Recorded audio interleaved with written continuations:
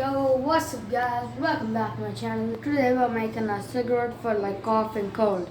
So these are the ingredients: bay leaf, cinnamon, some cloves and string. So we're gonna crush these two and I'll continue from there. So we have crushed the cloves and all right there. So we gotta take the leaf, drop them in and then roll it up. So we got the thing on the leaf. My mother's gonna roll it. So we have rolled it up, tied it, and now we're gonna burn it. So we're just burning it. We're just burning it right now. So yeah. So just smell it and it's good for cough, cold, whatever. Yeah, that's it.